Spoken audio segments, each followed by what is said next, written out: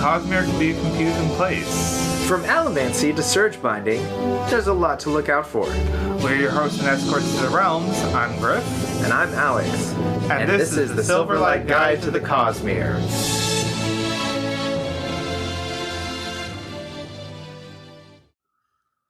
Welcome back, bookworms. We have with us today a guest host. If you've been paying attention and are aware of our Way of Kings review, yes, and an episode we did on the Rosharan magic, we have with us Nathaniel from Generic Entertainment, the YouTuber. Welcome, Nathaniel. Hello, thanks for having me on again. Thank you for joining us again. Always happy to come on. We enjoy your insights. I have been keeping up with the videos you've been posting. Oh my God, dude.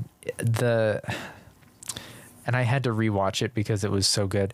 The one where you were like, well, what if we cancel Generic Entertainment? And it's you talking to yourself, and it's just utterly brilliant the way you did it. So I'm not doing it justice explaining it here, but it's hilarious and people need to go watch it. And then not long after that, you did fan theories for Stormlight. Yeah. Which was also hilarious. Some valid points in that. So if you haven't checked out Generic Entertainment's YouTube videos, go do yourself a favor. They are wonderful. Yeah. Thank you. Yeah. Thanks for watching. Of course. And now we're going to dive into the reason you're here, listener, which is you saw the title of the podcast episode and we're like, oh, Oathbringer. Wonder what they're going to talk about. Well, we are indeed going to talk about Oathbringer. And we have an outline and we're not going to throw it away. We're going to keep to it as best as we can. Yep. Which, again... Your mileage may vary. Mileage varies greatly. So this first part will be as spoiler-free as possible. Right. We'll give our reviews. We'll talk about the pros. We'll talk about the pacing and the Sanderlanche, which is a weird thing to talk about without spoilers. But it's just, I feel like if people know that the book has a really solid ending, they may be more inclined to enjoy it. And then we'll move into a spoiler section where we'll discuss characters and plots and theme. We are not going to summarize Oathbringer. No, we are not. We are going to instead point you to Daniel Green's YouTube video, the summary of Oathbringer, where he and Murphy Napier go through the plot in 40 minutes, which is impressive that they managed to get it down to that. And yeah, as much as we may be talking about specific scenes or instances or things like that, trying to summarize the book as a whole would be just too tall of a task for the length of the podcast we like to keep. So. Right. It would probably, I think the easiest summary would be like, shh, to unite them. And then that's it. So that's the book in a nutshell. Yeah. But here we go. Okay, spoiler-free review. I have here on the outline to give a brief synopsis of the book. Done. Yeah, that was as far as we're going to get. That was as far as we're going to get. Yeah. This book specifically focuses on Dalinar. Yes. With his backstory. But it actually opens with a character named Venli, the Knight of Gavilar's death, which... if you've read The Way of Kings and Words of Radiance, you know that each of them starts with the night of King Gavilar's death from a different character's point of view. And this one I found particularly interesting. But it focuses on Dalinar. But by this time, in the Stormlight Archive, we really have a breadth of characters that we care about, or at least mostly care about. And there's a lot of plot here. So... moving on from that, how do we feel about the book? I enjoyed it. Yeah. It's probably actually one of my favorites. That's fair. Of what we have currently. Out of all of Sanderson or out of Stormlight Archives. That's fair. Nathaniel, where does Oathbringer lie for you? So I love Oathbringer. I really enjoyed it. I think it definitely marks a turning point in the Stormlight Archive. Okay. Where the structure of the story changes a lot. Not only do the books get a lot longer, and not only does the world open up a whole lot more compared to the first two books, but we also have more powerful characters. Mm-hmm. We have a lot of power scaling. We have the world changes in some pretty immense ways, and a lot of the criticisms of this book are on how like the story starts to maybe feel a little unwieldy. It gets really big, really fast, but I don't know. I never really got too lost in this book. I never thought that the story got too big, mainly because I just enjoyed this world and the characters so much that it was really easy for me to get through 1,200 pages of just reading about them and their misadventures. And it is quite a slow book compared to the first two books as well. Like the first half in particular is pretty slow, mm-hmm. I think. But I don't think that's a problem at all. Like I still really enjoyed it. So yeah, it's definitely different from the first two books. I agree. It definitely has a different feel. And I think that was probably intentional, because if we take the Stormlight Archives as a 5-book series rather than the 4-book series it is now, it marks the midpoint. Right. Yeah. So it does make sense that it would maybe be the pivot to directing the story towards another direction. And really, each Stormlight Archive book is 3 books. So... yeah, that's true. True. But I wanted to briefly mention, as I was reviewing for this podcast, something struck me. And I think... and I've been doing a lot of my own creative writing, and I have been taking a lot of leaves out of Sanderson's books because his lectures are great on YouTube. And the people that have reviewed his lectures and condensed it and so on. So the 3 main things I think people will follow along with here is promises, progress, and payoff, right? Yeah. And Oathbringer, reviewing this, reading the synopsis of chapter 1, Oathbringer has a really clear promise, which we'll get to in spoilers, really great progress, and an amazing payoff. Yes, it does. So taking those things... go ahead. Oh, I was just going to say it has multiple payoffs too, I think. Oh, like yes. At the ending, there's like 10 different payoffs all at once. That's true. That's true. That's common of the Sanderlands. Yeah, right. The Battle of Sanderland Field yeah. is probably one of the better Sanderlanches. I agree with that for sure. Yeah. Well, let's give our out of 10 rating and move into the spoiler territory after. So, Griff, out of 10. 8.5 to 9. Okay.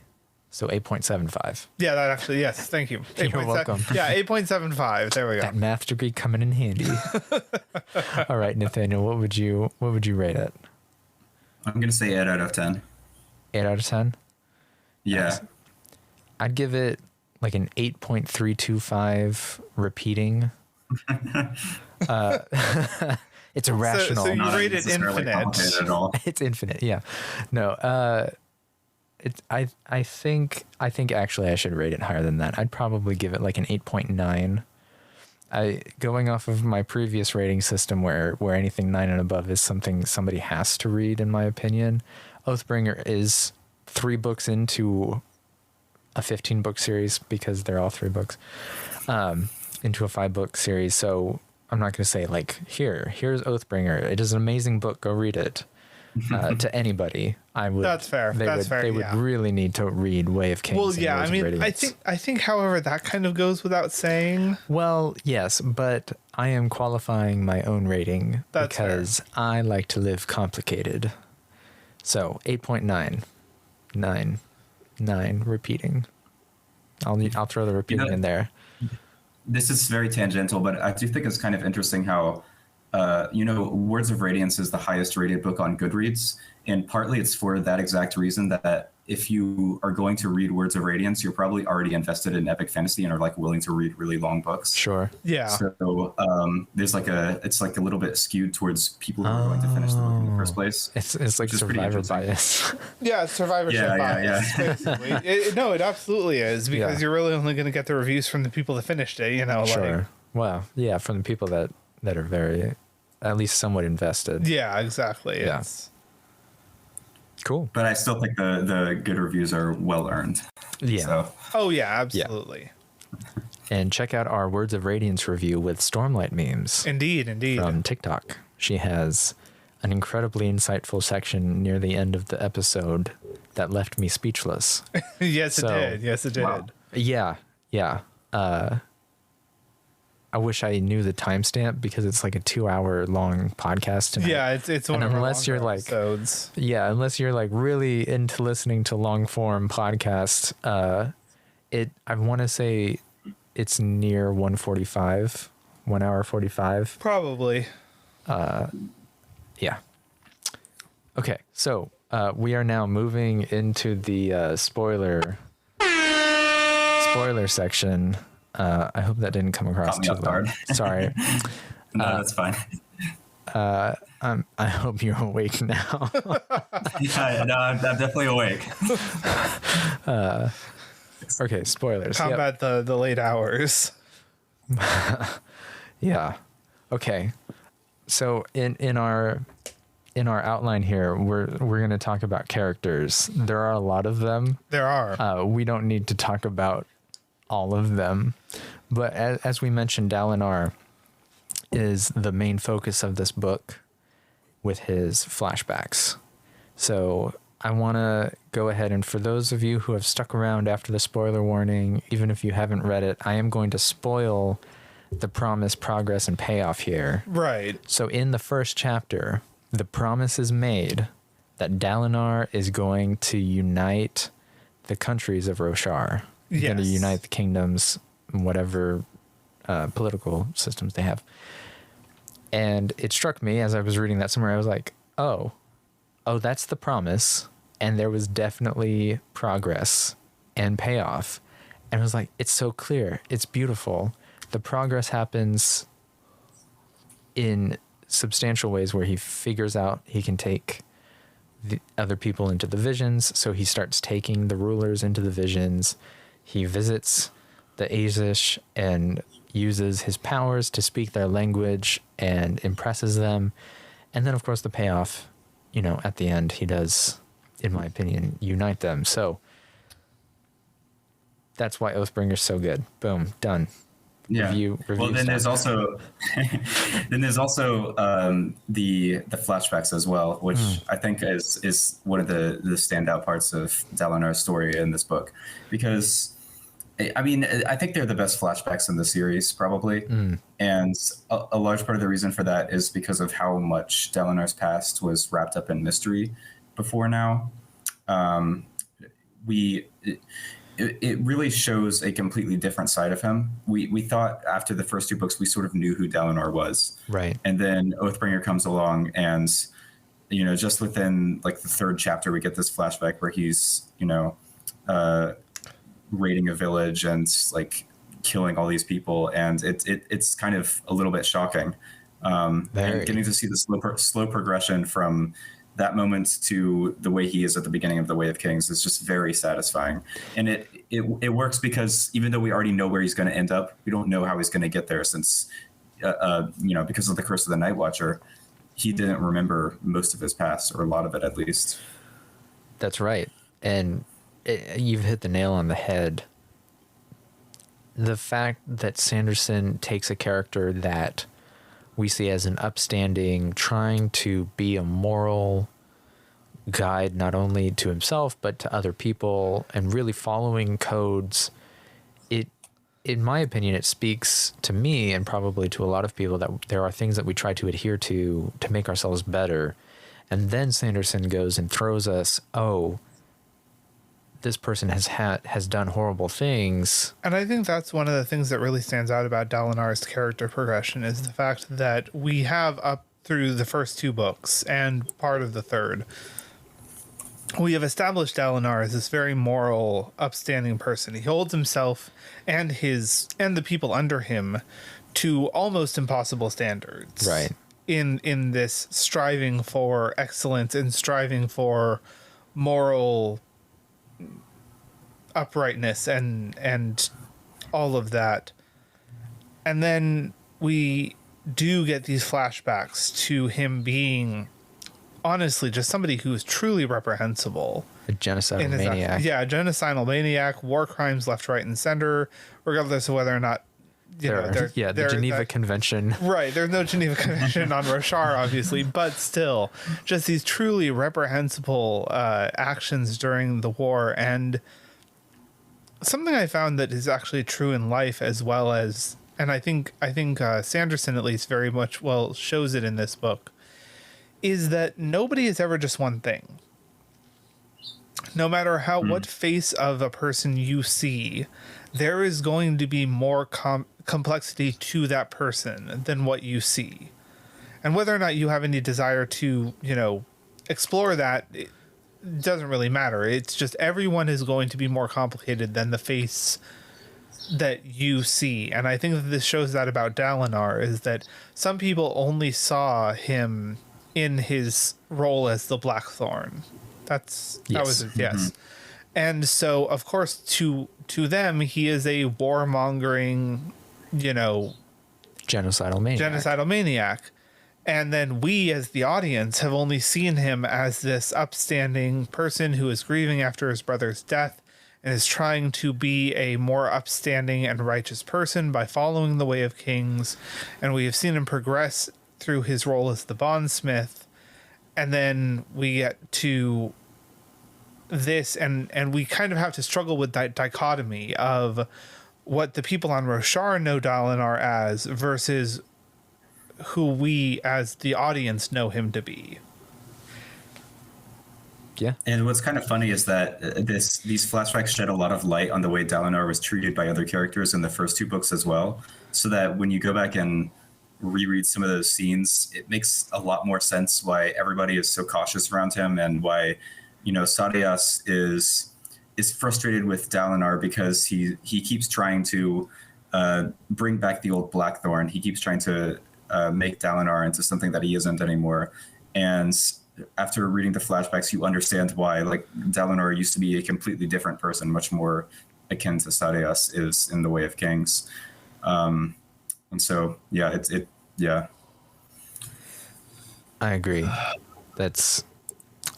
And it's so well done. And I think earlier, Nathaniel, you mentioned that the flashbacks in Oathbringer may be the best.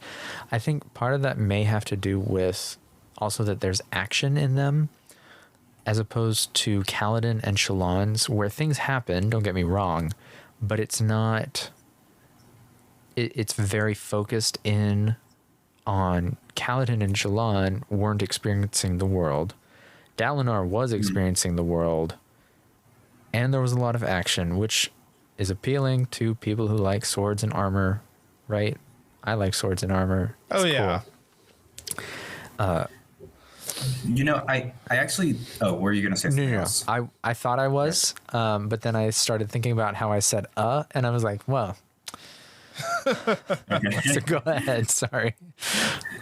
Well, I don't know if that's actually what's appealing about them to me, because... Sure. I think Shallan's flashbacks are actually like a close second for me. Okay. Like a very close second. I really love the family dynamics in those flashbacks, and the way like the slow disintegration of her house is portrayed. But I think the reason I like Dalinar's flashbacks so much is because of how much growth we see in him as a person over the course of the flashbacks. Like, the flashbacks are a book in and of themselves. Sure. They cover a much longer time span than either Kaladin's or Shallan's, and so we get to see so much more change in him. I think it's like 30 something years that the flashbacks cover. Yeah. And so it feels like a much more complete, much longer story, and getting to see, you know, his early warmongering days, and then his marriage and the slow decline of those days, then his alcoholism, and you know, all that whole journey. It moves at a pretty quick pace if you just take the flashbacks alone. Sure. But still, it feels very meaty. It feels complete in a way that a lot of the other flashbacks don't. Sure. Yeah, my intention with the action was just that there is some action. I definitely agree that that's not the main draw of the flashbacks for me. But you're fine. Yeah. Yeah, I think it added an intensity for me that was different than Kaladin and Shallan's. They were also intense in their own ways, especially at certain moments. Yeah, I think there's so many like extremely memorable moments in Dalinar's flashbacks, like the moment where he goes in search of a knife and ends up using the knife that an assassin tried to kill him with to cut a steak, or the moment which is apparently ripped straight out of a biography of Genghis Khan, where an assassin tries to kill him and he immediately goes and hires the assassin because of how close the guy came to almost killing him. Right. So there's just so many moments like that show his character that make it really fun to read. Yeah. Completely agree. And it turns out Sanderson is really fond of putting real world things in that have happened into his books. Yeah. And in the latest episode of Intentionally Blank, well, I say latest, the second one that he did with his friend Scar from the Stormlight Archives, Ethan, they mentioned that in Stormlight 5, one of the funniest, best military stories that Scar has is going to be in Stormlight 5 as something that happens. So they didn't say what. Obviously, they didn't want to spoil it. Right. Just going off that Genghis Khan bit, I think. Oh, like the real man Scar? The real, yeah. Oh, interesting. Yeah, That's yeah. so cool. His friend Scar, he works for Dragonsteel, but he was a technical writer and then went into the military as a reservist, but the MO that he was doing sent him over after 9/11. Anyways, so he has real military experience, and in fact, a lot of where the military stuff in the Stormlight Archives comes from is from Scar, the real person Scar, informing Brandon Sanderson about. Yeah, so it is interesting, isn't it? So a little piece of advice to all you creative writers out there: don't be afraid to take something that has happened in the real world, not only in your life, but in stories in general, and fit them into your book if they fit, or form them into where they might fit in your book. So we've talked about plagiarize reality. Yeah, basically. Boom. Plagiarize reality. Go ahead. All right, we're putting that on a shirt. Nobody's gonna bother you. I need to make that a sticker. I'm going to. Oh my, that's brilliant. Yeah, sorry. I'm just gonna write it down real quick. Here. Who's gonna sue you, God?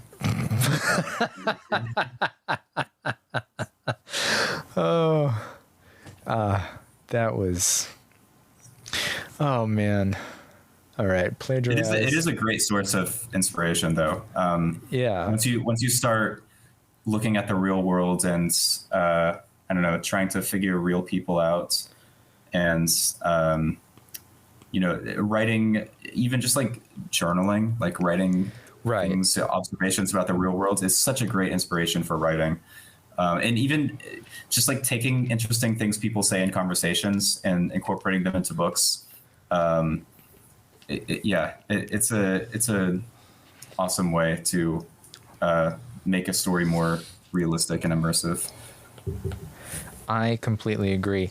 And in fact, when I am doing my own creative writing, I will go, why am I writing this person doing something so simple and basic? And I was like, oh yeah, that's because most of life is simple and basic. Yep. Yeah, no, you're not wrong. And it does offer a level of verisimilitude. Right. You can show characters going about their normal everyday to day life. Like there's a fine line you have to tread. It's kind of like the fine line with dialogue, because when you're writing dialogue, you want it to sound real while not actually being real, because when you write dialogue, unless it's very intentional, you're cutting out the uhs, you're cutting out the ums, you're cutting out the likes. You're cutting out the random skips between ideas mid-sentence. Right. You're cutting out the getting off track, forgetting what you said. You know, you're cutting out the tangents.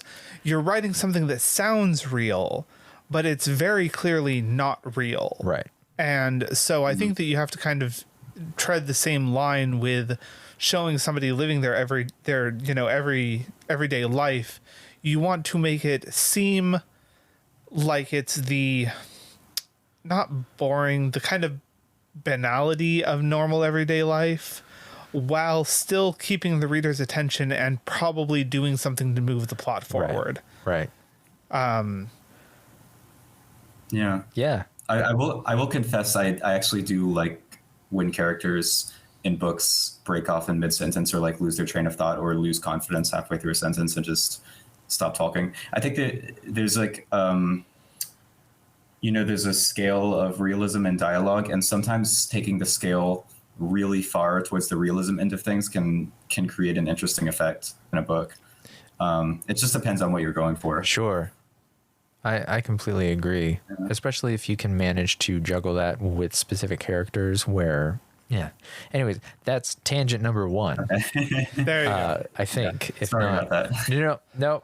no apologies. The listeners knew what they signed. Nope, they didn't know what they signed up for. Of course they didn't. Well, now they did. They're getting Oathbringer plus tangents. Plus tangents. It's always Tangerines. tangents. I mean, we Sine over cosine. Wait. Is it sine over cosine? I think so. I think so too. Sine over cosine. Oathbringer edition. yes. All right, but as we've directly alluded to before, this book is really 3 books, or that's how Sanderson likes to write them. So we have other characters, and I'm gonna be honest, it's been a while. I kind of remember what Shallan was doing, and I kind of remember what Kaladin was doing, and Zeth's bits in the book were cool. So that's where we're at, in my point of view. No. Well, let's see. I think Kaladin is Oathbringer the book where he's trying to go get his parents? Yeah, at the beginning. He does go to them. Right, Yeah. right, yeah. That was an interesting. So, Oathbringer being set so close to the end of Words of Radiance, like I don't even think a week has passed between them finding Urithiru, Dalinar becoming Storm Daddy, and I couldn't. I can't. Oh, I can't say that with a straight face. Dalinar becoming the bondsmith. Forgive me, Stormfather, for I have sinned. Yeah. And Adolin offing Sadeas. Oh yeah, that happened. Right. That happens at the end of Words of Radiance. I still think he was completely justified in that. Unpopular opinion, maybe. But you don't like it when I say Moash did nothing wrong. That's different, my friend. That is very different. Yeah. It's fine. It's fine when the characters, do horrible things to people we don't like. But when they do horrible things to people we sort of like or who seem like they were going to change, that's when it gets problematic. It's very problematic. Elokar was sympathetic, so we don't like seeing him killed. I will never forgive Sanderson for killing Elokar. And here's the thing about Elokar. So, I mean, we do joke about the whole, Moash did nothing wrong and like he was justified in killing Elokar and blah, blah, blah, blah, blah. And I'm not even going to necessarily say there isn't a case for that. However, the one thing I will say is that if we believe that Elokar was going to say the words, and obviously that's what he was trying to do before. Middle of them. Yeah, middle of them. He was entering a redemption arc. Right. Like, the thing that we have to say is that, yes, people can be terrible people. They can do terrible things. And we can still support them in their attempts to do better. Right. And that's what Elokar was trying to do. He wasn't just resting on his laurels. He wasn't just fine with who he was and was not trying to make any progress. And then Moash was like, death before life. Right, yeah. Destination before journey. Yeah, and I think there's also the matter of Moash's motivations being so different from Adolin's, because Moash, even though initially he was angry at Elokar for the death of his grandparents, I believe it was. Correct. Yeah, he had like legitimate reasons to be angry, but by the time he actually kills the man, he's really just in this whole arc of embracing nihilism and trying to make all of his nasty emotions go away into this void in his head, and allowing Odium to take his pain and all of this. So he's like in a totally different headspace than Adolin is in. He's not even really sort of looking for revenge. He's killing for the sake of killing. Even if the person he chose to kill was a person he had sort of vowed to kill a long time ago. I think that makes it significantly different. It does, and I think you have a good point there insofar as, like, the fact is Moash has even abandoned revenge. Like, this isn't really even about revenge anymore, his killing of Elokar. Yeah. I mean, I think there's still an echo of that, but it almost seems like he's just following through with it because it's something he planned to do. It's kind of like the sunk cost fallacy. Right. Like, he had already planned to kill Elokar. He was just following through because that's what he had planned to do. I don't think he was even really thinking about whether or not it was a goal he still wanted to pursue. Yeah, that's a great way of putting it, I think. And now it's time for a joke. What do Odium and Ruin have in common? They both want Moash. Okay. It was well, I don't know if we can do Mistborn spoilers, but it wasn't Ruin who put the ash on Scadrial. You know, He was the one that caused, however, the ash mounts to erupt at the end. Oh, was he? Yeah, that was Ruin trying to destroy the initial eruption of the ash mounts, no, but when they all started erupting together and like blanketing the entire world in ash. Oh, that's right. That was Ruin. That's right. okay, good. My joke was saved. Okay. I've been working on. I mean, I've had that. I think I told it to Griff a while ago, but I've had that in my back pocket because I don't think I've said it on the podcast, and now it's out there. And It was a great joke. That's Thank a great you. joke. It works. You're good. Cool. All right. Speaking of redemption arcs, Zeth. What's going on there? Is he Here's a cinnamon roll. what? Too good for this world. Zeth is a cinnamon roll? Not really, Interesting but description. I think he is working with a certain naivete. About Skybreakers? No, not about Skybreakers. I mean, well, and I think we get less of it in Oathbringer, but when we see him at the beginning of Way of Kings, Okay. like the fact that he feels honor bound to obey whoever has the orb. If he's a and- cinnamon roll, does that mean that he has to obey the oath scone? Yes. That was good. Thank you. But I think one of the things is that, well, and was it Words of Radiance or was it Way of Kings at the end where he's proven correct because the Night Radiants are back? I think it's in Words of Radiance. Yeah, I think so. Yeah, Yeah, I because think he finds out like halfway through when Words he of Radiance. fights Kaladin, Right. Yeah. At the very end he of starts the shouting, "I'm truthless" or something like that. right. And so I think that was honestly kind of an awakening for him, because up until that point he had thought he was a liar. He thought he was. Oh, well, I don't think he ever even thought he was a liar, but he accepted his people's judgment of him. And I think it's Oathbringer where he finally kind of unshackles himself from that, or begins to at the very least. Well, I mean, his spirit was unshackled from his body, well, so- yes. and the nail was like, "Here's a sword." and Nightblood being in Roshar was interesting. It was. Because we've seen cameos before then. Right. But Nightblood was this very like staple thing suddenly becoming a main player in the plot, and I thought that was a little fascinating. I think that's a large part of why Zeth's chapters in this book are so entertaining. The dynamic between him, Nightblood, and later Lift is just like, it's the perfect contrast of personalities. It's wonderful. Completely agree. Oh, wait. No, I guess we're not doing more Mistborn spoilers. Anyways, no, they do have good chemistry, and I'm glad Sanderson chose that. About Nightblood on Roshar, I found it really interesting that at the point that Dalinar went to cultivation offered him Nightblood. Yes. It mentioned, and it was just in passing, but that just adds to the mystery of Nightblood, and a callback to Nathaniel's great video about Sanderson fans. Nightblood is the crux of every question.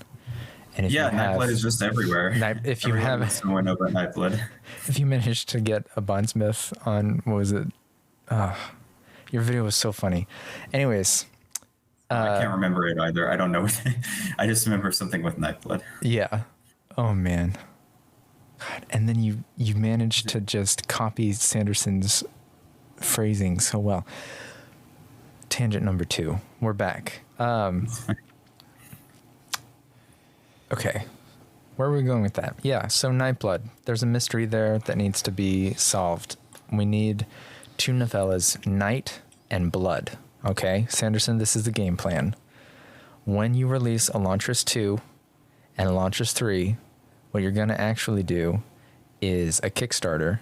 And part of that Kickstarter is going to be, the first one is going to be the novella Night. And the second Kickstarter for Elantris 3 is going to be Blood. All right. Just to clarify, is this different from the Warbreaker sequel, also called Nightblood? This is taking that sequel and go ahead and splitting it into 2, so that we get how Nightblood got to Roshar and then all of Nightblood's journeys on Roshar. And it would be a great April Fool's joke if he did it all from the perspective of Nightblood. So it would just be... That would be exhausting to read. It would be, Yeah. You want to destroy evil Just be like today. one massive stream of consciousness. Yeah. And then I destroyed some evil. It was great. And then I got full. And then I got empty again. And then I talked with somebody and they told me to stop. It'd be like reading a James Joyce book or something. I do find Nightblood's mindset very interesting. Like, I wouldn't want to read a whole book like that because, yes, I think that'd be exhausting. But the fact that, I mean, we know the problem is that he was designed to destroy evil without knowing what evil is. Right. And so he just kind of destroys everything, and I guess assumes that evil will be in there eventually. Is Sanderson commenting on the fact that there's evil inside of everything? I think no. I think he's more commenting. If you don't mind me saying so, I think he is more commenting on the overzealous, or on the blindness that eventually comes from zealotry. I think he's commenting on the dangers of misaligned artificial intelligence and how giving a artificial intelligence motives can lead to it having motives different from what you planned. There it is. So you heard it here first, folks. No swords in the hands of AI. Yeah. In the hands of zealous AI. Yes, exactly. There you go. Oh, But man.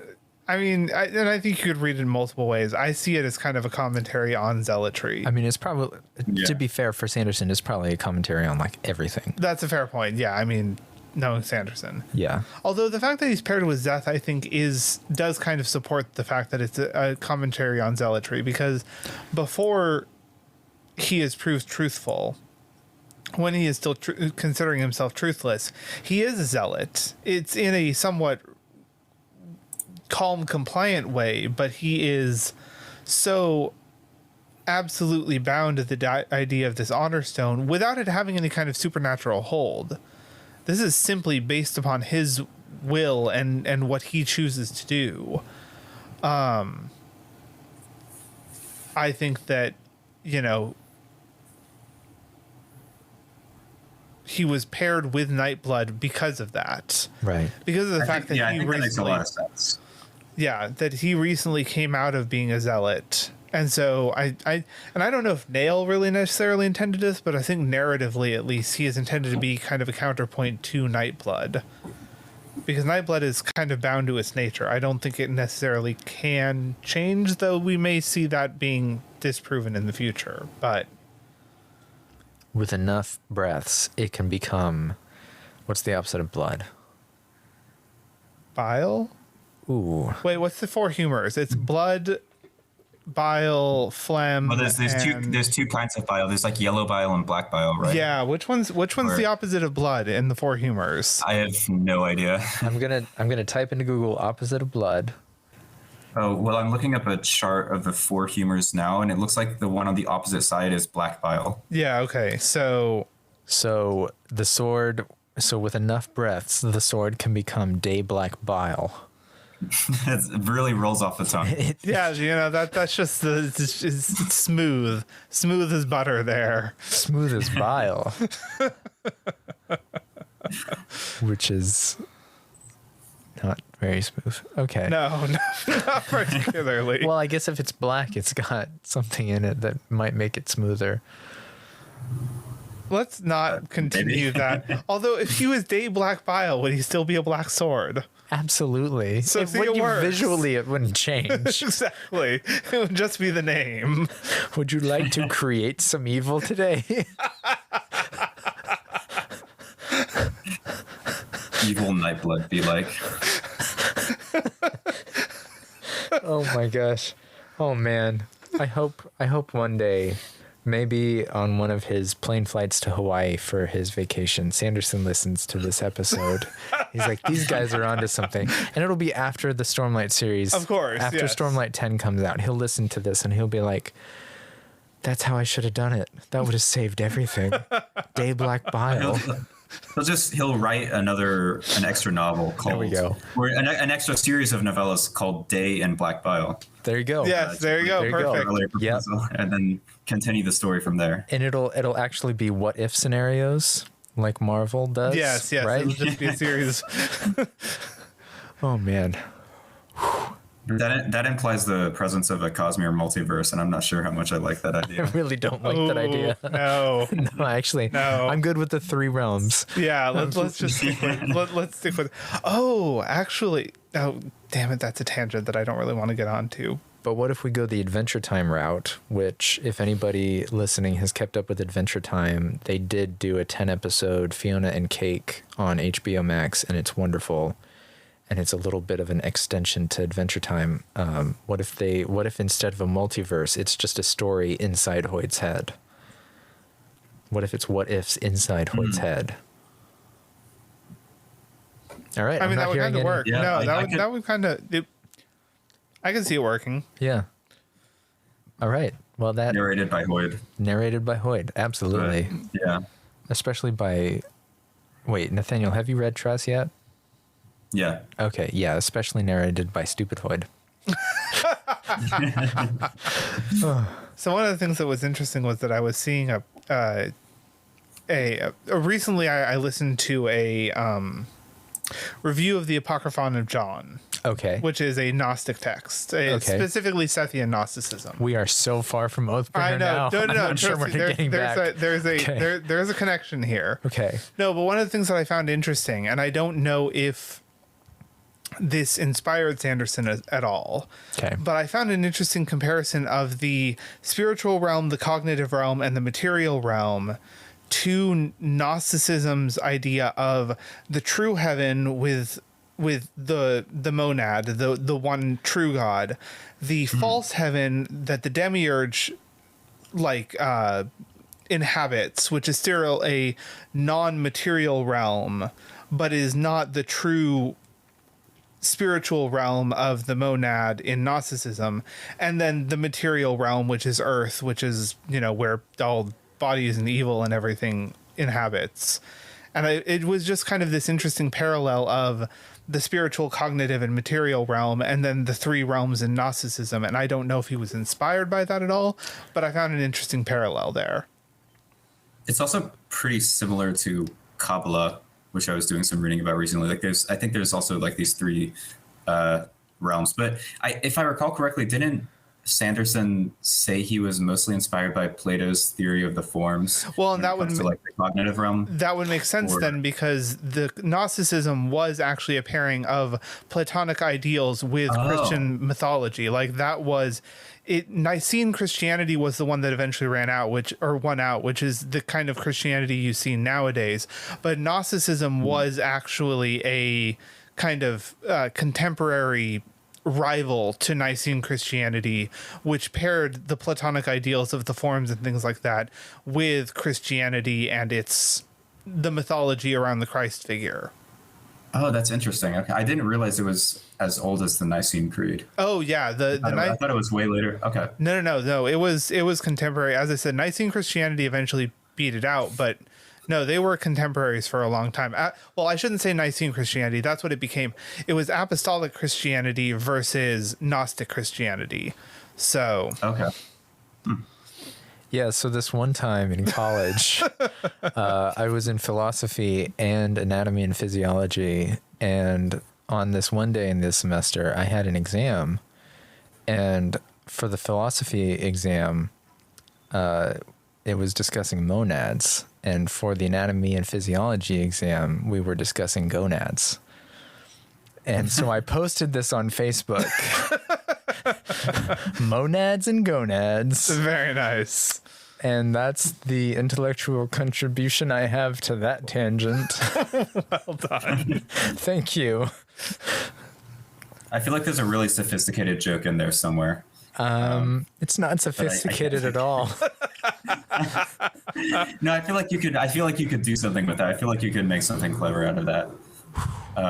I don't know where to go though. Yeah. Well, maybe by the end of the episode we'll figure it out. Man, plagiarize reality. Now you're gonna have to say monads and gonads before destination. I am maybe we'll see. Maybe that'll be one of our sponsors. Monads and gonads. Oh my god. Getting it from both ends. Is it a Gnostic fertility clinic? There we go. You found it. Oh man. I mean, man. Nobody steal that company name idea. That's a great idea. I think it really has some legs. Right? Oh man. I don't know how to get back. I don't know how to get back to Oathbringer. Do we just change keys and just okay? Well, I mean, okay, so to branch off of my initial point and not anything to do with gonads. Oh yeah, blame it on me. I think okay, so here's an interesting thing, and maybe I'm getting a little bit off in the weeds here on the philosophy section. So you're visiting cultivation. Yes. But actually, there's an interesting parallel you could draw between the fact that we have the three forms and the fact that Sanderson was inspired by Platonic ideals of the forms and things like that, to Dalinar's ability to call upon Honor's perpendicularity, which actually merges the three, and the entire point of Christ in Gnostic Christianity, in which he is supposed to bring the gnosis that frees us from the shackles of the material plane and brings us back in line into the true heaven, into the spiritual realm, with all the Gnostic deities, because Gnosticism is absolutely not a monotheistic religion whatsoever. But so if we extrapolate from there, all of the shards, bringing it, could maybe at some point. The shards would be the archons. Oh, okay. The archons are divine things that came from the monad that represented certain concepts, effectively. Actually, it was the fact that Sophia, wisdom, wanted to view herself which created the Demiurge, because she did an act by herself without the sanction of the monad, and because of that, the Demiurge was created. Which we don't actually see a parallel in the Cosmere of, really. Yet. Although, well, no, because what happened with Adelnasian. No, Honor. the two cells shards. Devotion and Dominion. Thank you. You're Devotion welcome. and Dominion. That was due to Odium. That wasn't their own folly. Oh, okay. Well, Them being moved into the cognitive realm, I mean. Sure. That was done by Odium. That was not their own actions that caused their energy to be. what about virtuosity?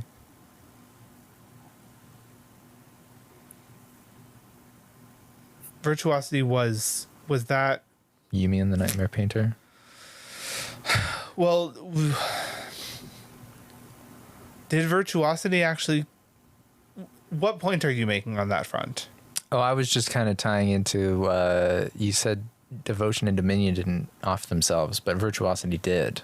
Oh, she self-splintered, but she didn't Right. put herself into the cognitive realm. Oh, I see what you're saying. Yes. Okay. I mean, I'm not going to say there are direct parallels, but I will say that there is an interesting parallel you could draw between the goal of Christ in Gnostic Christianity and Dalinar's ability to access Honor's perpendicularity. Because the perpendicularity merges all three, which is weird because I don't think we actually see that with any of the other perpendicularities, even the stable ones. They go from the material realm into the cognitive realm, but they don't merge the three realms together. Well, in Mistborn, we have a couple of moments where characters see the spiritual realm, but that wasn't at the perpendicularities. No, that was Kelsier seeing it after he punched Preservation. Yeah. Laris. and Yeah, he literally asked Preservation. He tells Preservation, like, show me that again. So I find it interesting that Honor's perpendicularity seems to be different than the other perpendicularities we encounter. It could be Dalinar's commitment to unite them, and No, you're not wrong. There is something to be said for that. sure. And it could just be the sheer coolness factor of That is absolutely taking one realm in one hand, taking one realm in the other hand, and bringing the two hands together. Yeah, no, you're not all wrong there. three realms into one. There is a thing to be said for the rule of cool with Sanderson's writing. 9/10 of everything in his books. Yeah. There's a lot of planning. It's such a great moment. The Unity chapter. I will say, okay, so getting on to Sanderland, which I feel like we can probably move into. Sure. We could have done that from the beginning. That's fair. I don't know how far off of the outline we are at this point. We were talking about Gnosticism, Griff. The outline doesn't exist anymore. No, but the Battle of Thalen Field Yes. was, I mean, that was just a... Wait, before we get there, Okay. I need to talk about promises, progress, and payoff one more time. Yes. Okay. No, okay. one more time. Right, And one right. that I haven't brought up. Sanderson has stated during the beta reading, bear with me, when, after the fall of Alethkar, after the fall of Kholinar, Right. after the fall of Kholinar, when Adolin and Kaladin and Shallan go to the cognitive realm. Right. Originally,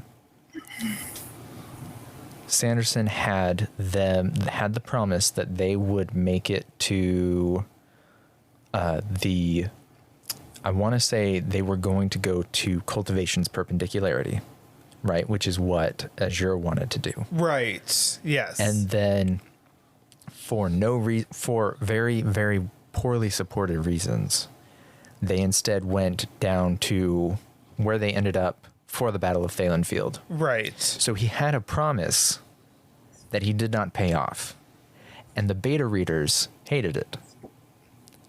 So he had to add the bit where Kaladin goes to the lighthouse and has the prophecy sees the vision of them needing to be at that place, very different from Cultivation's particularity. Okay. And from that, he changed that initial promise to a different promise, Right. had progress to it, and then paid it off, and it was good. Yeah, no, I get that though, because if you set up a pattern like that, people will subconsciously pick up on it, Right. even if they're not consciously aware of the fact that you're setting up this pattern. And this has actually been proven in a whole bunch of studies, that your subconscious will pick up on patterns before your conscious brain does. They had this interesting experiment studied a while back, and I cannot cite who or what or whatever, but they had 2 decks of cards, some with rewards and some with punishments on them. And they had one deck just slightly stacked more rewards than punishments. And the other one was slightly stacked more punishments than rewards. And they actually saw that subconsciously the brain started responding more favorably to the deck with the more rewards before the person consciously caught on to the fact that that there was a deck with more rewards than punishments in it. Wow. Yeah, so. But no, that actually makes sense. It makes sense that it would have read very wrong to the beta readers when I'm sure he uses probably the same or similar groups for each of his books. Yes. Yeah, so the fact that they would have already picked up on this promise, progress, payoff pattern that he has set in all of his books, that the Thalen field before he set the lighthouse and the prophecy in, that it would have read poorly to them. Mm-hmm. It's kind of funny that you can just do such small hacks like that in order to get people to enjoy the story more. It almost feels like cheating, but if it works, it works. I guess this is part of the reason why prophecies are a staple of fantasy, because it allows you to have some sense of progress even when you're not necessarily making much progress towards what your goals are. They really can. Yeah, I agree. Or if a lot of urban fantasy will have a prologue that starts in the future, and then they'll jump back to in media present. res. Yeah. So that you do have that. Although it can get that particular. Go ahead. I was just gonna say that particular trope kind of annoys me. Same. But maybe it's just me. No, it's not just you. It's not my favorite way to start a book. It's not my favorite way to start a book either. Now, I will say, brief tangent, with what Ninth House and Hellbent are doing, where it feels like it's a prologue that starts out in the future and then jumps back. What that author does, Lee Bardugo actually does, is that she keeps a parallel story going in future and past. So it doesn't. Oh, that's cool. It actually works out really well. Yeah, So- no, Lee Bardugo she has a almost poetic way of writing that I think really allows her to carry something like that in media res that does not necessarily work for other writers nearly as well. Mm-hmm. Yeah, so that is an interesting. So it's not just your. Go ahead. Oh, it's not just your typical, record scratch freeze frame. You're probably wondering how I ended up in this situation. Oh yeah, no, definitely That's not. correct. Yeah. No, it's cool. so far from that. Sorry. Yeah, no, it's yeah, no. While it may be a tangent, Ninth House and Hellbend are both phenomenal books, and I highly recommend anybody who is a fan of urban fantasy of any stripe should read them. Yeah. Because it's absolutely fantastic. I think that's tangent 5 Yes, probably. that I took us on. But no, I think that, in media res is not my favorite way of doing it. Prophecies, I'm actually not a huge fan of either, unless they're the kind of prophecies that end up coming true because the person is trying to very actively move away from the prophecy. Those are entertaining. Yes, the dramatic irony in Greek myths of trying to stop the prophecy and therefore being the tool that brings them to fruition. Mm-hmm. Yeah. I also love when characters are able to change the prophecy by literally changing the fabric of reality, by altering their own fate. I feel like there's some examples I can think of that sort of thing happening, but Does that happen a lot? I don't know. I know. I don't know. Well, I feel like there was some example on the top of my head, but I wasn't able to think of it. Doesn't God of War do that? I'm not sure. I haven't played it. The maybe. Because I Yes. thought the latest God of War was all about like fate and prophecy and destiny. Oh, and, it definitely like, is. fighting your fate and Oh all yeah. of that. You know So- what? Yeah, that's true. And yeah. Well, so is Yumi in the Nightmare Painter, sort of. Oh, yeah, actually, one example of this sort There of we thing go. is in Dune. In Dune, actually, I should have said because it. in Dune, you have all these sorts of things that are like prophecies. Like Paul has these visions of potential futures, but they're only potential futures, and so he sees all these like splitting pathways of ways things Sure. could go, and his actions are able to literally change the future and alter the prophecies. Like the most clear example of this in the movie is he keeps having this vision of being stabbed by, spoilers for the Dune movie. He keeps having this or is that okay? Yeah, that's fine. Okay. Yeah. So he keeps having this vision of being stabbed by Jameis. And when we actually get to that part of the movie, he's the one who stabs Jameis instead. And he also has these visions of being like trained in the ways of the Fremen by Jameis. But those visions never come true because he ends up stabbing him. And so we get the sense that like the prophecies are kind of alterable in this world, which is pretty interesting. I completely agree with that. And the Dune movie is fantastic. And It's amazing. and I can't wait for number 2 to come out. Renarin is actually experiencing some prophecy stuff in Oathbringer. Yeah, there was actually I do like the parallel that Sanderson brings up between Taravangian's like the difference between Taravangian's diagram. Is that what they call it? The diagram? The diagram. And then you have Odium show his diagram, which is like Taravangian's except 100 points further.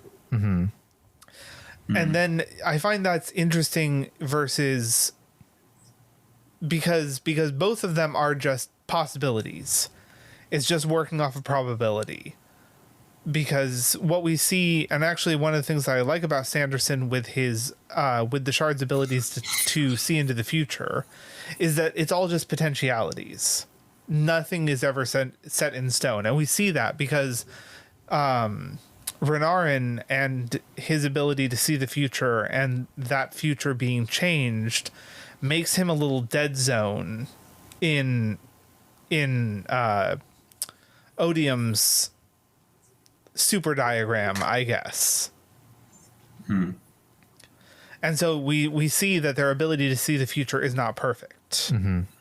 And so even though Odium has this grand, beautiful super diagram that's so much, more complex and so much far further in the future than Taravangian's, we see that neither of them actually work out the way. And we see that with Dalinar.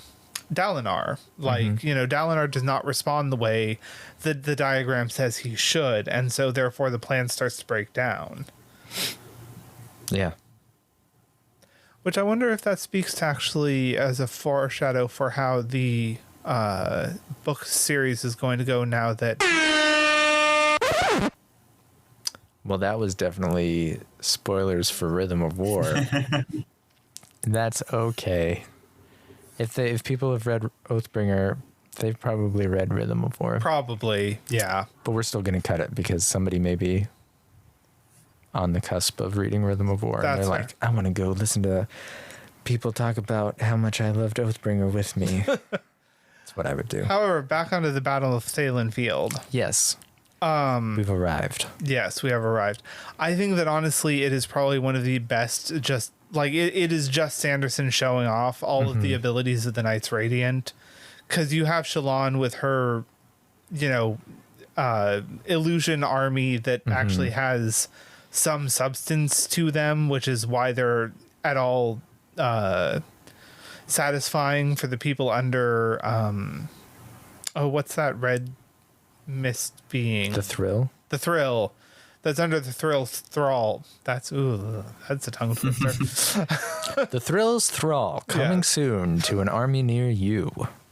But I mean, we have that. We have Yasna showing off the transformation abilities and her ability to look into the cognitive realm. We have resolution on the Shallan, Adolin, Kaladin love triangle. I wish that had not been. It was okay. Let me say this: it was handled better than the Mistborn spoilers Ellen, you're about to say. Yeah, the book 2 of the Mistborn trilogy. Still not great. No. I mean, admittedly, it wasn't actually Shallan. True. It was Vale. That's right. That was attracted to Kaladin, and then Shallan, who was actually attracted to Adolin. So Does that make it better, or does that make it just like even more confusing and overly convoluted? knowing a couple of people that actually have DID, your alters can have relationships that are separate from you, and that can be a completely valid and consensual thing. So Vale being attracted, if I'm not saying Sanderson should have gone this way with it, but if he had decided to have Vale date Kaladin and Shallan date Adolin, consensually, ethically, that would have been fine. He would have been plagiarizing reality. Yes. Is what you're saying. Yes. That would have been plagiarizing reality. So, I mean, it would depend on how Adolin and Kaladin felt about the whole situation too. So, I think he said that Adolin would be fine with that. It's just Kaladin who would have a problem with it, from what I understand. That's fair. Honestly, I'm still of the opinion, and I know this is a hot take. I'm still of the opinion that this whole thing isn't necessarily over, and that there's a chance for all three of them. That's a spicy. That's a spicy hot take. I mean, it is. It would be interesting if Sanderson decided to set up a poly relationship, because I think it'd be the first one in like mainstream media that's been represented well. Though there may be a few shows that did it. I'm not caught up on all of that. I was going to say Futurama tried, but that was... Well, there's one at the center of the Wheel of Time, like a... Oh, okay. Fair enough. ...relationship that's sort of main that series. I tried getting into Wheel of Time. I really could not, but... But anyway, what I was saying is... this is a really, really hot take, but I really like the dynamics between Kaladin and Shallan a lot more than that between Shallan and Adolin. Really? And part of the reason for that is it's just the two of them are so much more entertaining with each other. And I loved the scene with them in the chasms in Words of Radiance. I love the constant dynamic between the two of them. Like they're never quiet around each other. They always have something to say. There's always some like tension there, and maybe this is extremely immature of me, but I really like it when I'm reading a book. I really like relationships that are interesting as opposed to relationships that work. Oh, I see. Yeah. Okay, well that's not actually entirely unusual, because if you think about it, if you look at most situations in romance books, they're incredibly unhealthy. As one person said that I absolutely loved, it's the Venn diagram between good drama and healthy behavior has an incredibly slim overlap that almost exclusively contains hugging and making apologies. Yeah, that's. I'll take the opposite stance of that, and I think in a series like the Stormlight Archive, where there's so much happening, I am more than content. I am happy that there are these relationships that are kind of just more solid, and you see them figuring each other out and understanding each other, and it's not overly dramatic or melodramatic or unhealthy, and it is a place of positivity for the characters, especially when there's so much other crap going on around them. So that's my really. So I was watching a video earlier today where this guy was rating some philosophical hot takes, and he decided that the opposite of spicy was minty. So that's my really. Was that Cosmic Skeptic? Oh, it sure was. Yeah, that was great. I watched that video. Yeah. Yep. It was that video. I imagine I just peeked. I'm gonna have to. Anyways, so that was my super minty take.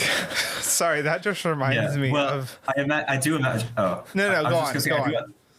With regards to what you were saying, I do imagine that Rhythm of War would be like 500 or 600 pages longer if Kaladin and Shallan had actually ended up together, just because of all that drama. So your take is not bad by any means. It's relevant. Thank you. But it's just I personally wouldn't have minded the drama. I don't mind 500 pages of Kaladin and Shallan just arguing. That said, I think you can also get that relationship without them being romantically entangled. Yeah, They are true. still snipey. They don't really interact much in Rhythm of War. You do lose. Yeah. That's not too much of a spoiler, I hope. But they spend most of the book like apart from each other. So. Your thing about minty and spicy being opposites of each other reminds me of a Tumblr post I saw where somebody was saying that if spicy makes your tongue feel things hot and minty makes your tongue feel things cold, then if you do them both together, they should cancel each other out. And then he immediately follows that post a couple of hours later saying, hey, guess what Hellfire tastes like? They are indeed separate binding spots. Yep. So you do both at once. You are just activating both. I guess it is really the opposite of spicy in that sense. Yes, but you can still have both.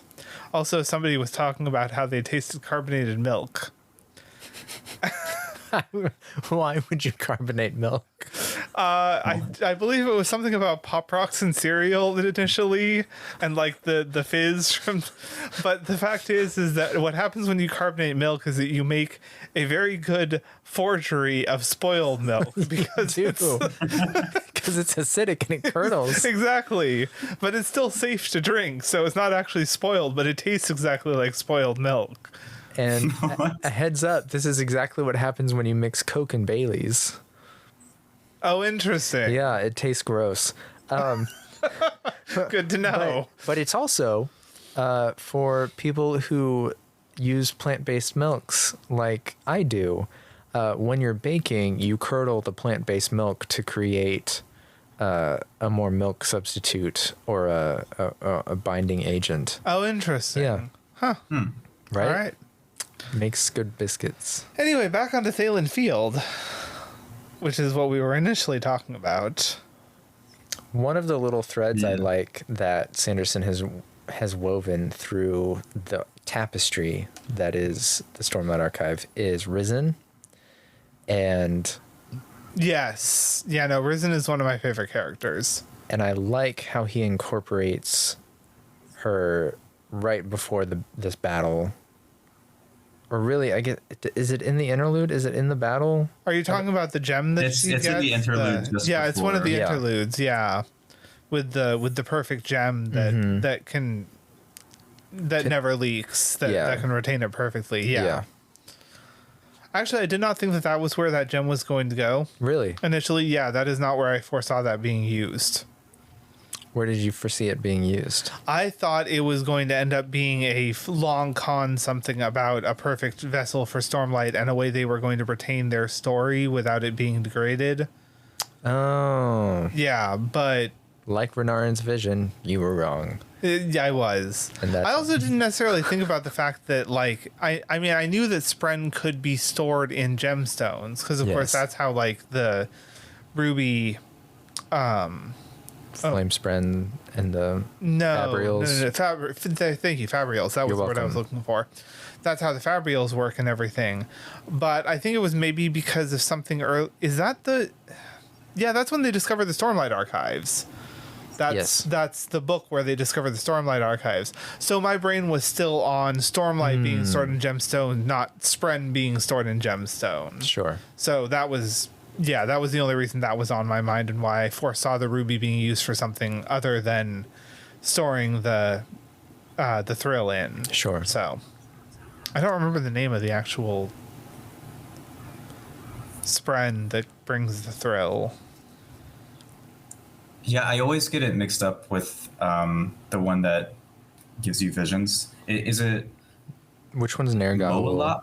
Oh. Yeah, there's Nargarl and there's Moalok. I think it's something like Moloch. that. Moloch? Is it Moalok? Wait, I'm gonna look it up. So am I.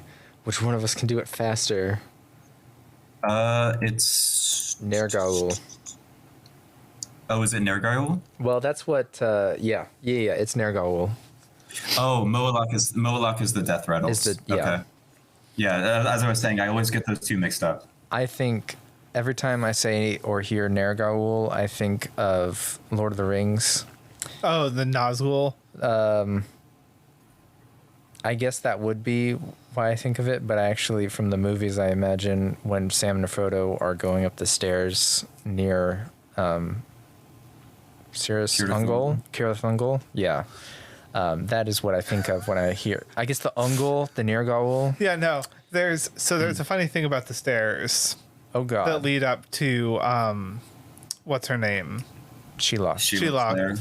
So apparently the language that those stairs are written in are actually ones that both Frodo and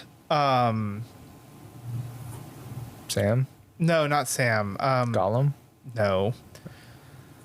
Bilbo. Not Aragorn. Who was the other? Legolas? Gimli? Gandalf? The human who dies. Boromir. Yes. Where they're talking about the stairs that lead up to it. And both Boromir and Frodo speak the language that the name of the stairs were originally written in. So literally Boromir is saying, or Frodo is saying, was it Boromir? It might have been somebody else, but it's like, what's at the top of the spider stairs? We don't know, Frodo. We just don't know. Wait, the name of the stairs means spider? Yeah, it literally means like the spider stairs, or like the walk of the spider or something. Like, what else do you think is going to be? Really? Is that... Now this is just reminding me of, and get ready for another plug, Generic Entertainment's recent video about the types of Lord of the Rings fans, which I cackled at earlier today. Yeah. What about that video? Just the fact that it's Lord of the Rings, or just the kind of in-depth. I think the second. the linguist one. Yeah, that was. Okay, it wasn't Boromir. It was Faramir. Oh, okay. But yeah, it says one of my favorite LOTR facts is that Gondorians speak Sindarin as a first language, and yet when Faramir was talking to Frodo and Sam about Cirith Ungol, he was like, "We don't know what's in there." Like, Faramir, Cirith Ungol is Sindarin for Pass of the Spider. Do the math. I did not know that. That's interesting. That's amazing. And somebody else posted, it's a really long thread, so I'm not going to read the entire thing, but it's like, don't forget that Frodo also speaks Sindarin, which makes this even worse. Faramir, hey, don't go up the spider stairs. Frodo, why? What's up the spider stairs? Well, to be fair, if there was a real place in the world called like the Cleft of the Spider or the Spider Tower, I wouldn't expect there to be an actual massive man-eating spider at the top of this passageway. Yes, but I know it's Middle Earth. I know it's Middle Earth, but still, did Frodo even know that there like these massive spiders existed? Like he should have. We have all sorts of. From The Hobbit, from Bilbo's Tales. Bilbo told him, yeah, but those were different. They were smaller spiders, but they were still bigger. They lived in a totally different part of the world, right? But I don't know. I just like okay, that is a good reason I guess to expect. Hey, don't go up the spider stairs. Why? What's up the spider stairs? We don't know, Frodo. We just don't know. Oh my gosh. So like, and don't get me wrong, like, yes, in the real world we wouldn't expect that. No, but in the real world, we have hazard signs and don't enter signs, and people still go in. This is true. God, don't Wrong get way me started signs. on that. The amount of people that have walked behind my truck when it is beeping and literally reversing. Too high. All right. Sorry. Let's move on. Work complaints. I think we can probably move on to themes. I have listed here several. Some of them being, actually, they're all several words each. Because that's what outlines are nowadays. Okay. Nathaniel, you want to take a stab at any of these? Yeah, let's see. Betrayal and redemption we touched on with Moash and Elokar. Yeah.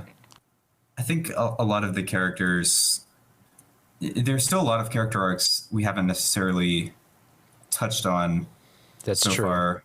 I'm trying to think, like, Kaladin's arc in this book, in a ways, there are some ways in which it's pretty similar to his arc in the first book, in that, especially in the Kholinar plotline, you have him going up to this group of people, joining this group of people, and doing something very similar to what he did with Bridge 4, and trying to like build them up and allow them to survive this invasion. Although in this case, he mostly fails, I guess, since the invasion succeeded.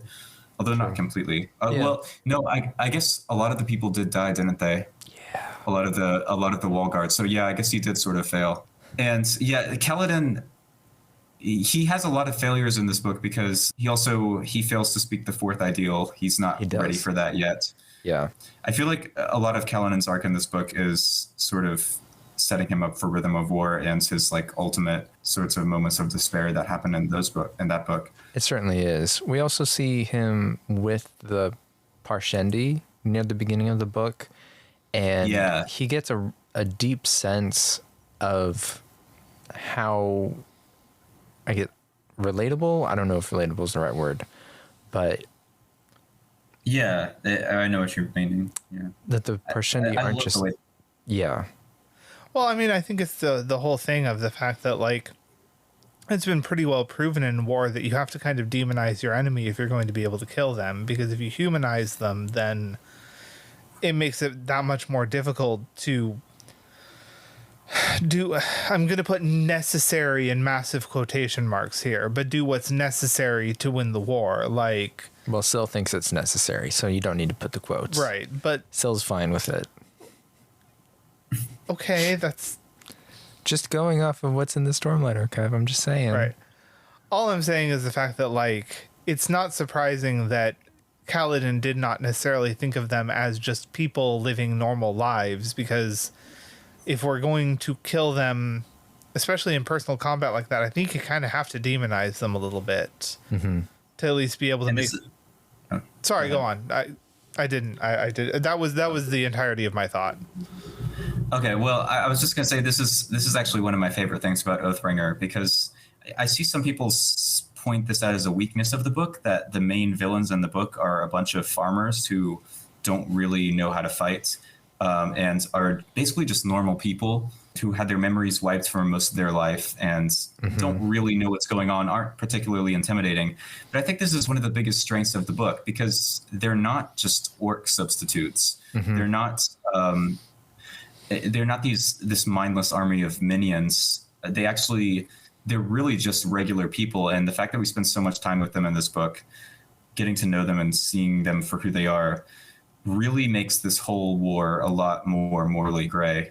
Oh yeah, no, absolutely. I completely agree. I don't think that's a weakness of the book at all. I think that Sanderson is very much showing the kind of awful truth of war. Like, most people in war are not people that are, passionate about fighting the war or dying for their country or anything like that.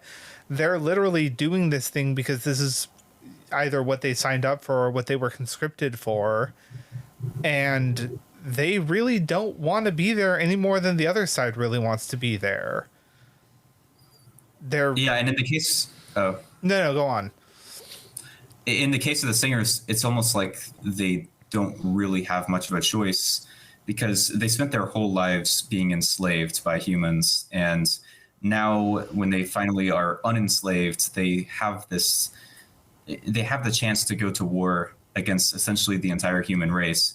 So can you really blame them for wanting to do that, for wanting to fight back against their oppressors? Like, I don't really think you can. Nope. They have a totally, the average singer soldier in this war has a totally valid reason for doing what they do, even if they're not necessarily aware of Odium and his true intentions.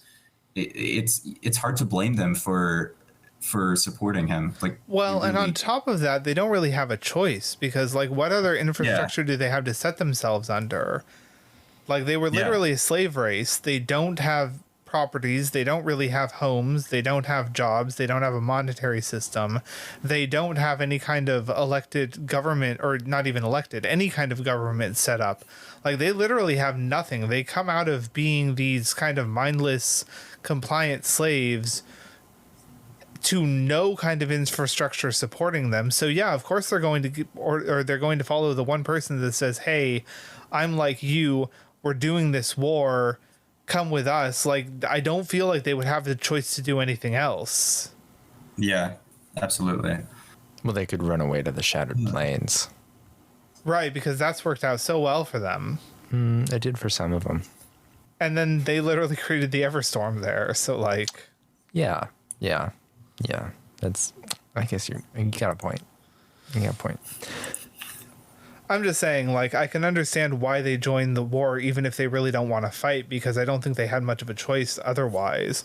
Like, yeah, maybe a rare, you know, minority of them maybe ran off into the woods and decided to subsist off of the land, you know, and build an independent life for themselves. Honestly, that'd probably be a really interesting little novella to read. I imagine there probably are quite a few who did that. Yeah, I'm sure there are.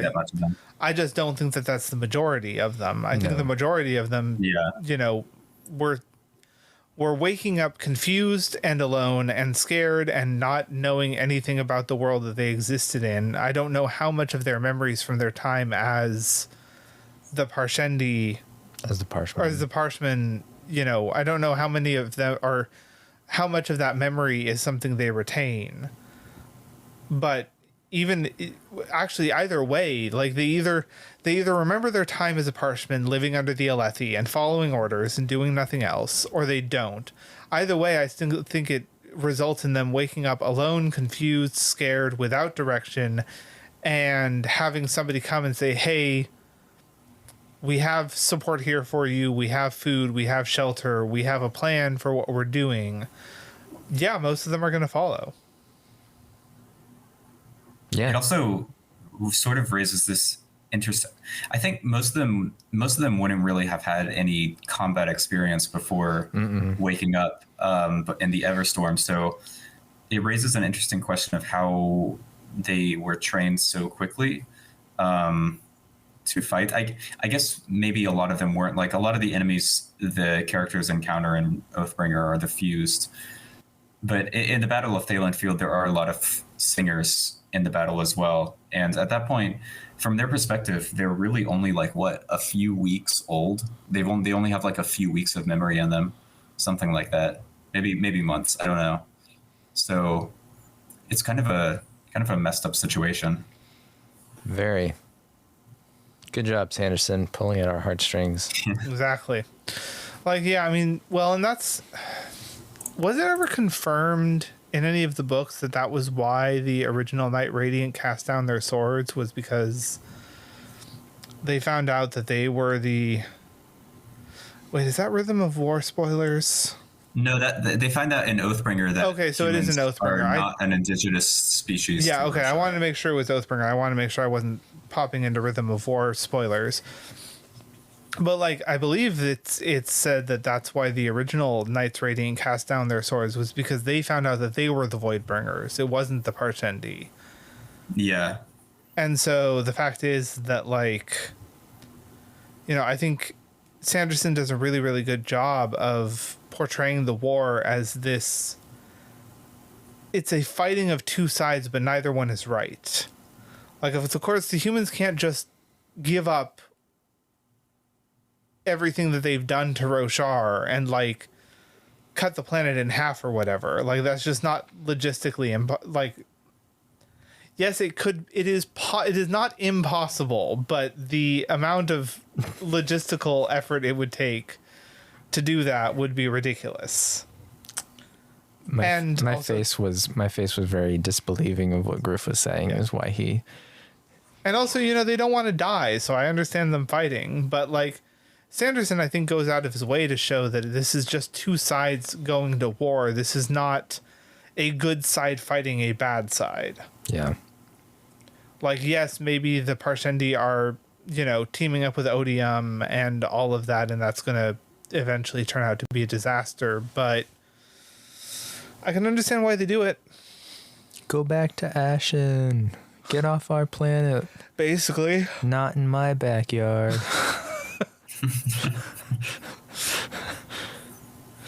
Ashens in your Roshar? It's more likely than you think. Oh, man. Yeah, and in a lot of ways, I think that Oathbringer reveals that a lot of the Stormlight Archive is sort of about colonialism. I mean, yeah. Oh, it absolutely is. Because you have the humans finding out that they're not indigenous to Roshar, that they came from somewhere else, and now they're essentially stuck here. They're so deeply integrated into the planets that they can't just like go back to Ashen. I don't even know how they would do that. I guess maybe through like a perpendicularity, but it's like logistically impossible. So now we have these. Well, if you had Nightblood on the same planet, and sorry, go ahead. You got two you have these two groups of people who are on the same planet.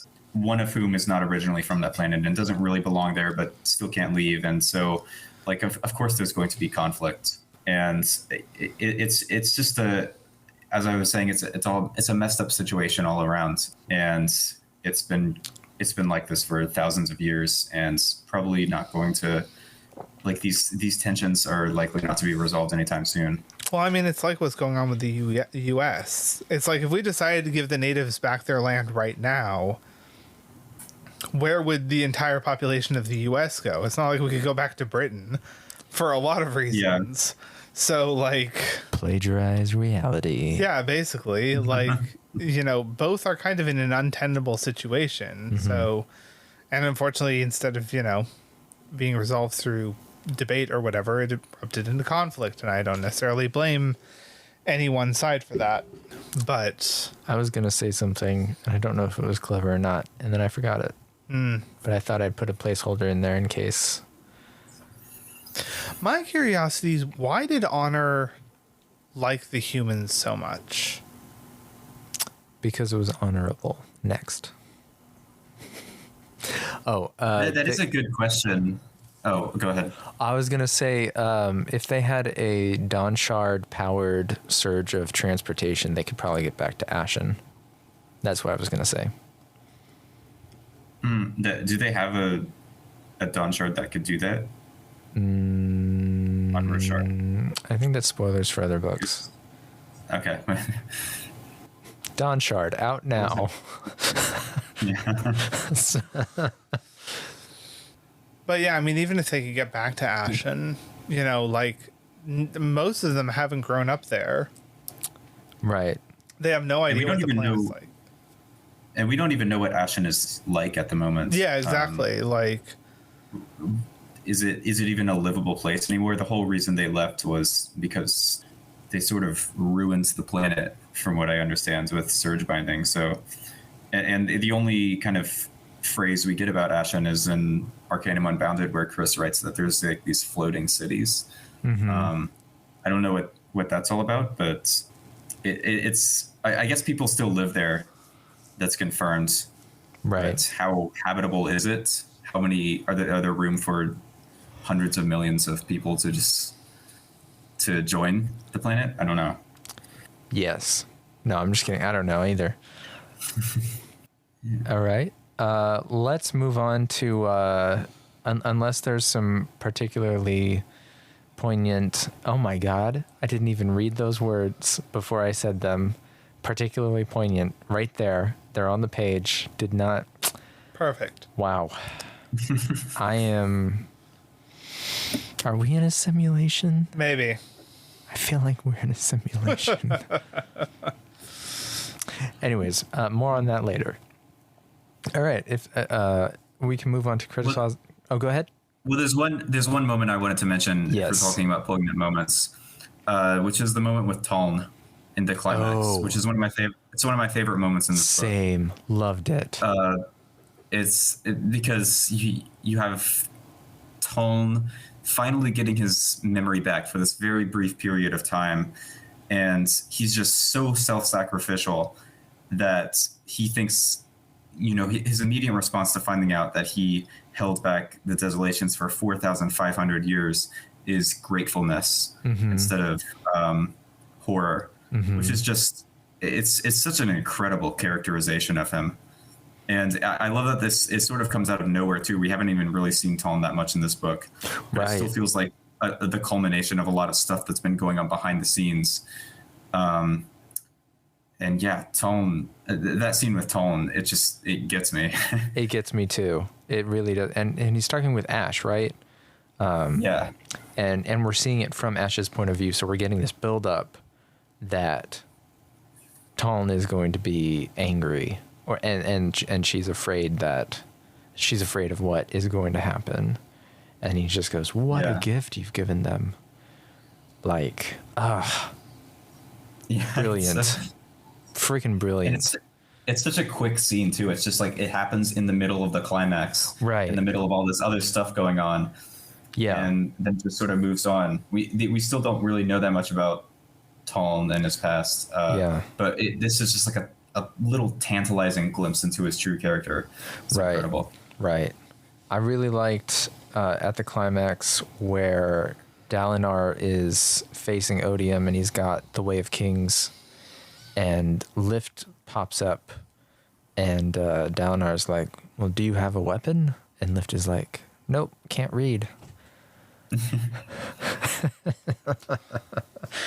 Do you know there's this one artist who does comics based on the Stormlight Archive, Lommery? Do you know them?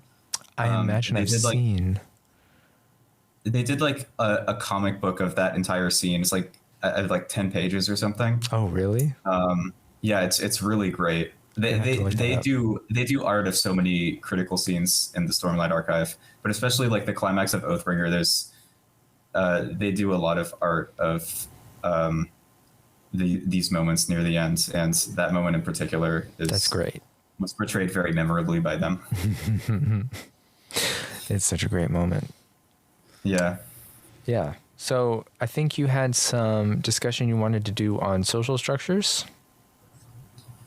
Yeah. So regarding criticisms of Oathbringer, one of the common ones I see brought up, and I've been thinking about making a video on this, I might at some point, is how in both this book and Rhythm of War, compared to the first two books in the series, the class structures of Roshar, the divisions between Light Eyes and Dark Eyes, and all of the different Nons and Dons and substructures within them are a lot less important than they were in the first two books. And there are a few things here, like, for one thing, Kaladin sort of becomes a Light Eyes because he is a Knight Radiant now. He has a Shard Blade, and that makes him become a Light Eyes, which is a little... Sorry.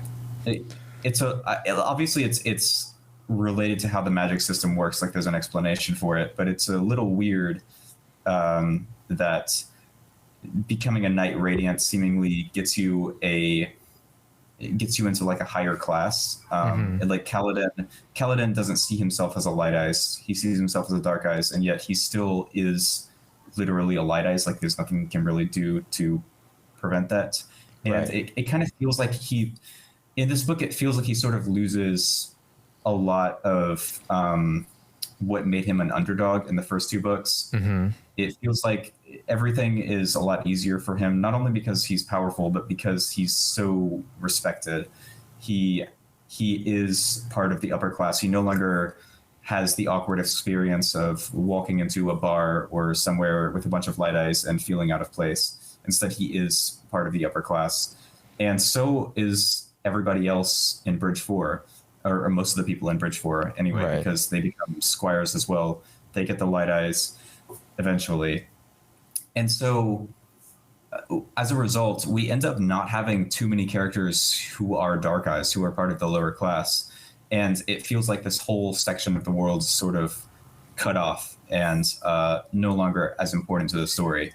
Sure. Which is a real shame, because in the first 2 books, that was one of the things I liked most about the world building. I thought Kaladin's struggles to survive in this class-based system were really compelling and really just like realistically portrayed. And now that's sort of gone. And obviously, you know, we're focused more on the war with Odium now, so some of this stuff has to get swept under the rug at some point. But I wish it was more at the forefront. I wish we had some characters who maintained the lower class status, so that we still had some of the dynamics. We could still see more how class structures were changing as a result of the Knights Radiant coming into power, as opposed to just having it sort of be implied as a result of it just not being mentioned that much anymore. Sure. Yeah, so I think this is a legitimate weakness of this book, and I see why some people say that Oathbringer is less compelling than the original 2 books in terms of world building for that reason. I also noticed this, and I'm going to be honest. I don't notice a lot of things when I read books. So the fact that I did actually notice that discussions of the non and the dawn and all the class structure had disappeared in Oathbringer, and moving forward, I took it at seemingly face value of, okay, well, he's explained how it works, so don't really need to focus too much on it anymore. But your arguments really do bring in the point, like, from my perspective, even if it didn't really need to be focused on anymore, it does feel like there's just an almost absolute lack of it. And I do think there would have been a happy medium there, where people who weren't that keen on knowing everybody's non or dawn, not that that's what the first 2 books had, I lost my train of thought. But ultimately, that is an interesting, valid criticism of the book. And I think it's something that even people who aren't deep thinkers when they're reading would probably pick up on. So I'm glad you brought that up. And I think it's not something that's unique to this book, because in fantasy, and a lot of modern fantasy especially, there is a really common theme of characters starting out as lower class and working their way up to the upper class. Mm-hmm. It seems to be like a really popular theme. And I kind of wish that fewer fantasy books would do that, because if you compare it to something like Lord of the Rings, the character, okay, well, Frodo is like upper class by the standards of the Shire, Mm-hmm. but the other hobbits not necessarily, especially Sam, and they maintain that status throughout the entire series. Sure. They never really, sure, they become famous, but at the end of the story, they still go back to living their ordinary lives, and not that much has really changed in their day-to-day lives as a result of everything that has gone on. Sure. So, and they don't become like extraordinarily powerful. And for the first 2 books, Kaladin is sort of like that. Like he gains some status in the second book, and his life improves a lot, obviously. But with the third book, it's really, he gains so much power that the sort of day-to-day struggles of his earlier life are not that relevant anymore, which make his chapters a little less interesting to read. I think there's just like that extra dynamic there that makes him relatable, and it makes him like compelling, the way he interacts with the rest of the world. And it's just, I don't know, it's sort of missing. But yeah, that's all I have to say about that. Yeah, that's a good point. And I would be interested in seeing more thoughts on that from you in the form of a video. So add that into your bucket of motivation if that's something you want to do in the future. Okay, I will do so. No pressure. I am trying to think if I have any other criticisms of the book, and none are really popping into my mind. So that's nice. I think it's a really solid draw. I like The Way of Kings and Words of Radiance. I listened to it as an audiobook over reading it. Now that I'm reading it with my wife, I'll probably read it. But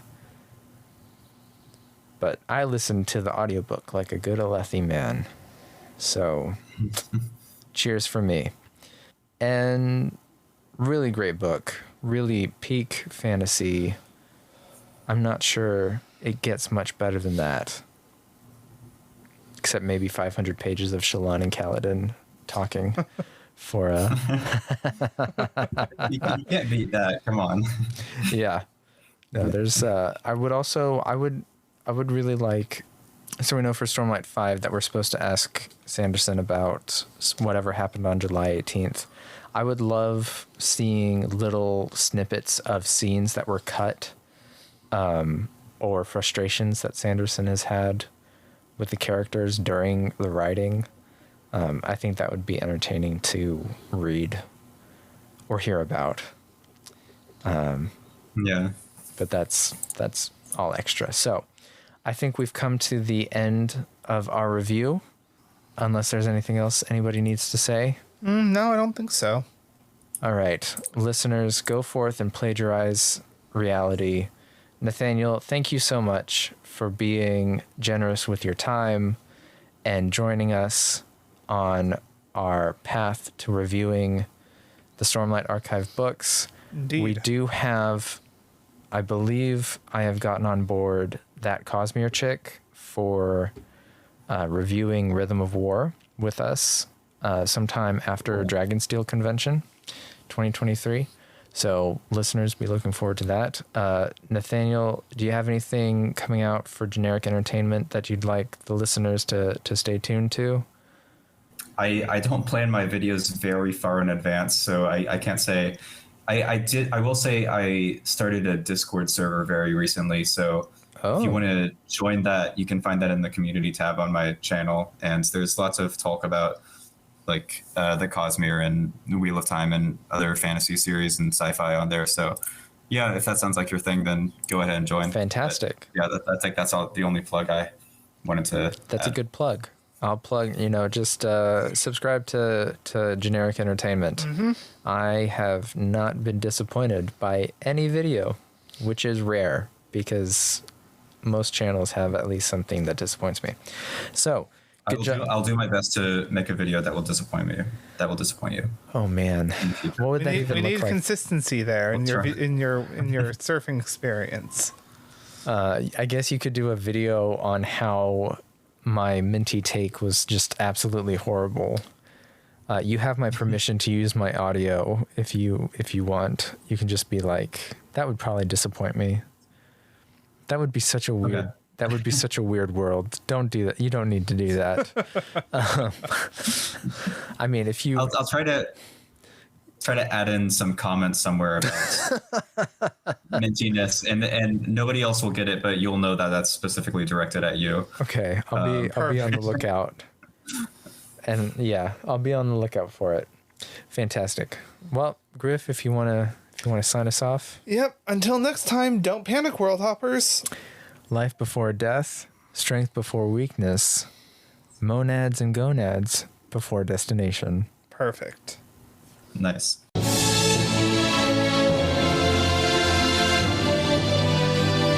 The music you hear is Part 3, The Spirit, from Zavadilla's The Music of Elantris, produced by B-Roll Records. Available now on Apple Music, Spotify, and most music providers. If you like what you hear and you want others to hear it as well, please leave a rate and review. It really helps us get more listeners.